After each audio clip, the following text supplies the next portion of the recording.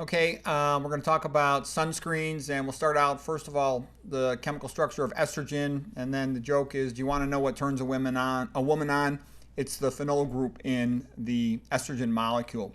So first of all, for chemical structure, we'll take a look at cholesterol. Here's cholesterol, and the name is helpful. Chole means bile, because bile contains bile salts made out of cholesterol. Ster is for steroid. All the steroid hormones are based on this cholesterol structure. All is Ol, which means like an alcohol group, and cholesterol has a single alcohol group in there, and those end in Ol, their name. So you can tell cholesterol. It's the bile steroid with an alcohol group on it. The alcohol group is polar because of the different electronegativity pull onto the oxygen. The oxygen really wants electrons, much more so than does the carbon right here. In this carbon skeleton structure, I don't have to put the carbons in because it's just understood that they're there. So anyways, that's polar. The hydroxyl group, also called an alcohol group. And then the remainder of the molecule is hydrophobic, so it is nonpolar. And nonpolar means it's not going to be soluble in aqueous solutions. Almost entirely the human body is an aqueous solution. So cholesterol can fit into plasma cell membranes because of the polar head group being like the phosphate polar aspect of a phospholipid. Okay, so a steroid hormone like estrogen, in particular estradiol, is the main estrogen in women of reproductive age, has a hydroxyl group in its corner and then a benzene ring right here. And so this combination of a benzene ring with a hydroxyl group is called a phenol group. And the hydroxy group is also called an alcohol group. It is antimicrobial. The aromatic ring, the benzene ring, is also called an aromatic ring because they tend to give off a nice smell, aroma. And the double bonds can move around from carbon to carbon. Sometimes that's called resonates. A purist might say resonate isn't the best word, but what this confers is extraordinarily long shelf life. So this is the perfect preservative from a corporate point of view because you got great shelf life, so the product doesn't get returned, and it's antimicrobial, so it prevents mold from growing into the product as it's sold in a store, so it can sit on the shelf for years. And that's why estrogenic type preservatives are in tons and tons of chemicals, including sunscreens routinely and most other cosmetic products.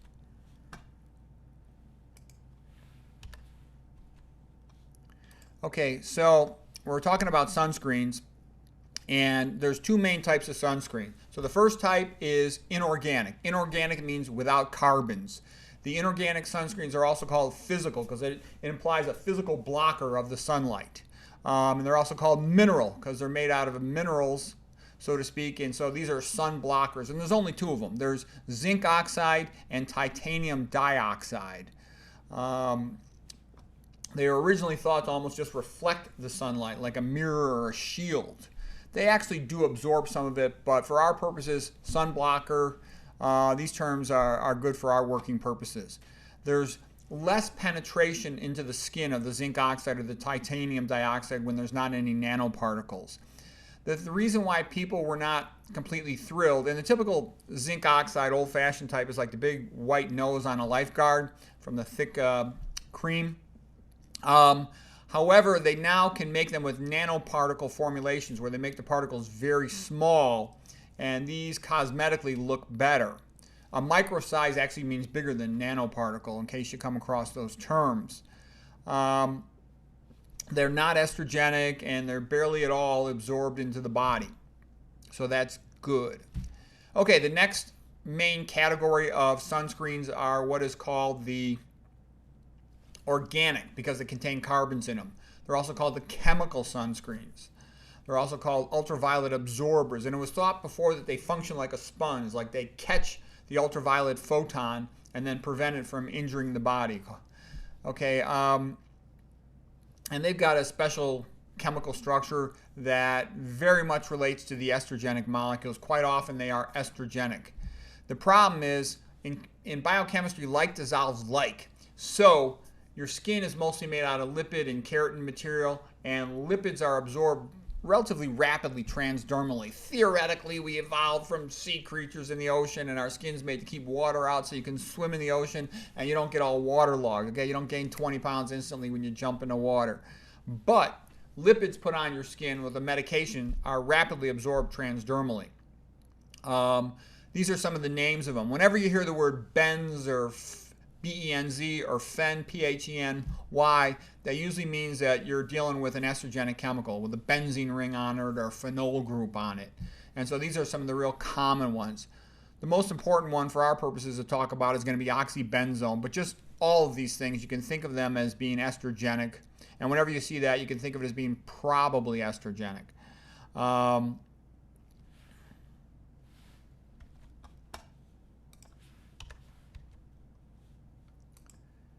So 4-MBC and benzophenone are estrogenic in particular. They bind to the estrogen receptor. In ultraviolet light, according to the book Estrogen Generation by Anthony J. Anthony J is a really good PhD biochemist who wrote a great book on estrogen chemicals called Estrogen Generation. And he talked about the ultraviolet light can actually cause these sunscreen ultraviolet filters to bind more strongly to the estrogen receptor and cause a prolonged activation of it. This is a big deal because potentially this can imply a prolonged estrogenic effect in tissues. Estrogen in particular causes proliferation of the breast cells and also of the uterus cells, and in men of the prostate. The male prostate is very much like the female breast in terms of its hormone sensitivity to estrogen. And so there is a reference to that, a paper about that. Okay, the types of ultraviolet light, in a simplistic way, UVB, B for burns you, causes a sunburn. UVA for ages you, more skin penetration, more likely to promote wrinkles over time. Okay, oxybenzone is sort of like a prototype estrogenic sunscreen. And it's thought the mechanism of these chemical sunscreens is that they absorb a photon, and then an electron from the lowest occupied molecular orbital is then excited to the higher the highest occupied molecular orbital to the lowest unoccupied molecular orbital level, and then it's dissipated as heat. Now that's obviously oversimplistic, but it's good enough for our purposes. Oxybenzone's in tons of sunscreens. It's also called benzophenone 3. Those are synonyms.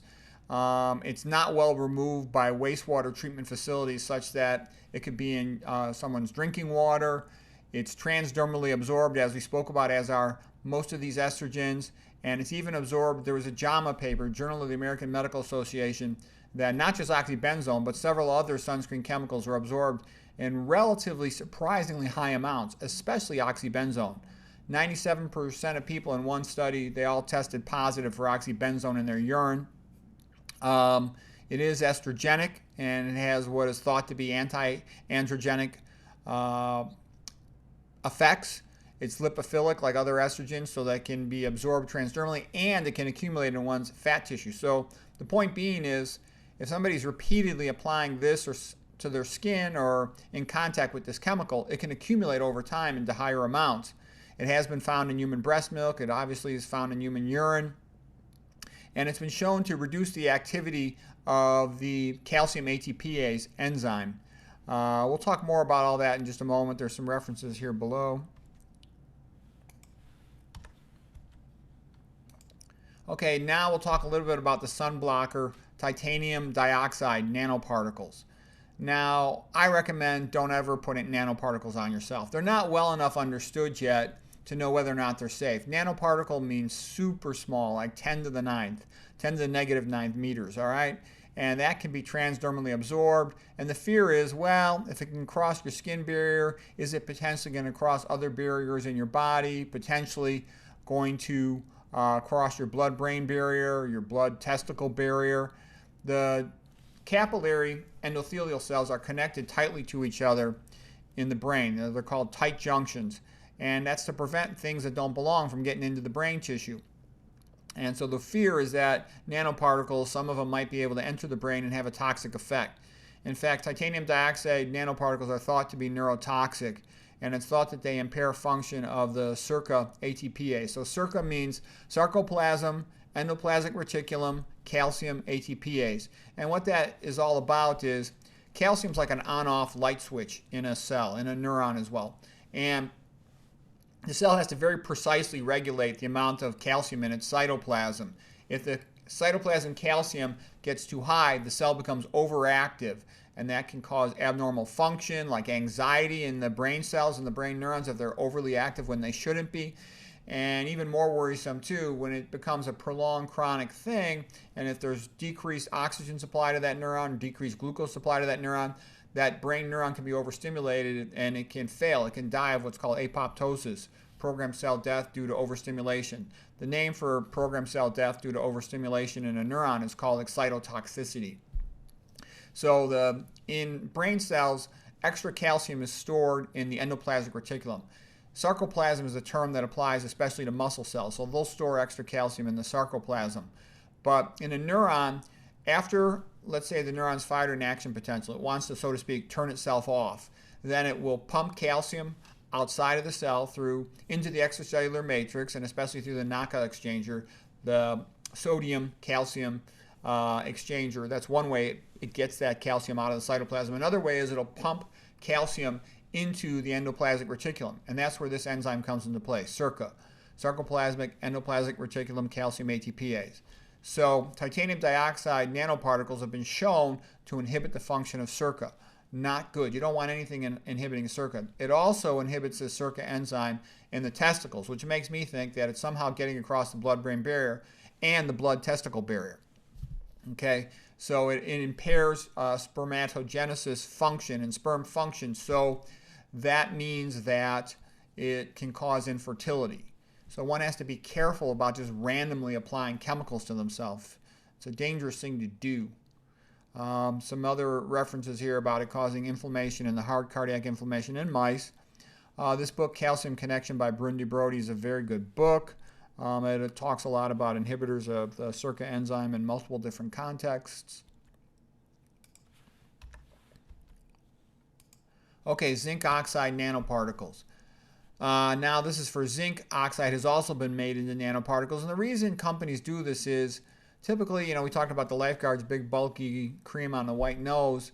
That's cosmetically less appealing. So people want sunscreens that are more transparent. Well, these effects can be achieved or almost achieved by using nanoparticles for the zinc oxide.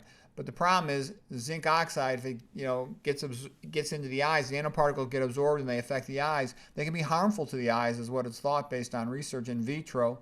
So here's one reference: zinc oxide nanoparticles inhibit calcium ATPase in human lens epithelial cells. All right, so not good.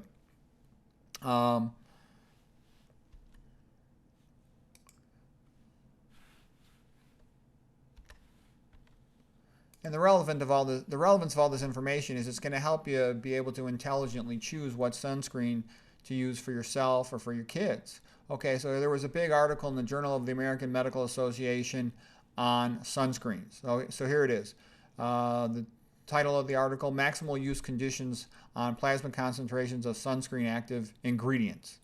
Okay, that's from JAMA, Journal of the American Medical Association, 2019. So the point of this was surprisingly large amounts of these estrogenic chemicals were absorbed transdermally after a single application of sunscreen.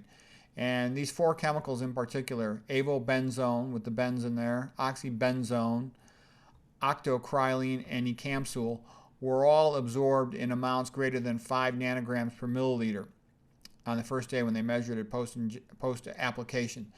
And oxybenzone in particular had very high levels of transdermal absorption.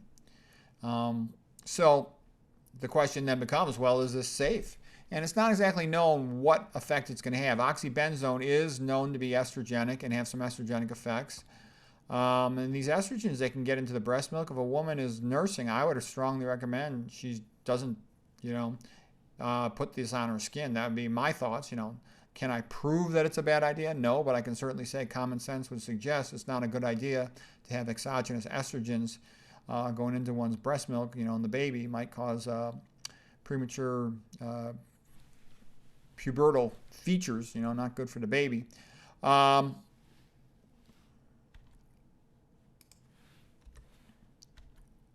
Okay, Okay, now we're going to talk about what do I actually do? What do I actually think is the best thing to do? I don't wear any sunscreen. You know, I don't need to go to the beach and rub stuff on myself and sit around all day. All right, I know a lot of people like doing that. And I know people sometimes go on vacation to a sunny place. So me personally, to get my vitamin D, I'll go out in the sun, read a book for about an hour, you know, put my front to the sun, my back to the sun. I'm fine. You know, my wife yells at me if I'm in front of the house, you're lowering the property value.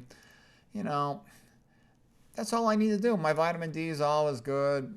I feel good. So that's all that's necessary. But I realize some people really want to go out in the sun and spend a lot of time out there. Maybe they have to for their job or for a social reason. So what should you do if you have to be out in the sun for prolonged amounts of time? I would recommend getting a mineral sunscreen with inorganic zinc oxide and with no nanoparticles. So I would use the thick, you know, creamy, messy one. And definitely make sure there's no nanoparticles, because I think, you know, there could be potentially significant toxicity if there is nanoparticles. So put effort into confirming that. And I think that would be safest for kids based on my reading on the subject. I would definitely not get any type of chemical sunscreen with all these estrogenic chemicals. I think they're under-recognized. You know, people run around with a pink ribbon, oh, we're raising money for breast cancer. Well, you know what? They should raise education about estrogenic chemicals that cause breast cancer. And one of the things it comes down to is not rubbing chemicals on yourself. To me, it's obvious. I don't want any chemicals on myself. I don't like putting stuff on myself. Nothing. Versus, I know women, like for example, my wife got a separate bathroom. She has 55 cosmetic products. I have 0 in my bathroom. None. So again, the rule of thumb for being healthy, I think it's live like Adam and Eve, but the benefit of modern indoor heating and plumbing. Because you're going to find in almost anything you could rub on yourself, there's going to be estrogenic preservatives in it. And this includes deodorants, moisturizers, perfumes, colognes, shampoos, soaps, laundry detergents, clothing softeners. It goes on and on. Things that prevent sun damage. They're almost always have these estrogenic chemicals in them. I would avoid the sprays too. You can potentially inhale stuff and then it can get through your cranial nerve into your brain. You don't want that. I would avoid anything with paraben preservatives because they tend to be estrogenic. And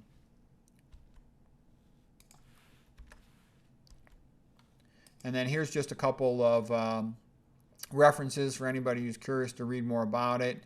But the bottom line is, I think the chemical sunscreens are potentially dangerous, and I would not put them on myself or my kids. If you just have to do it for, you know, 2 days or something when you're on a vacation, it's probably no big deal. But if you're putting it on oneself on a frequent basis, it's potentially causing an accumulation progressively of estrogenic chemicals in your body, plus who knows what other chemicals they put into them. So anyways, in summary, the zinc oxide one with no nanoparticles would be the best one, but I actually think the best thing to do is just don't use sunscreen. Don't be outside so much. And so anyways, that summarizes it.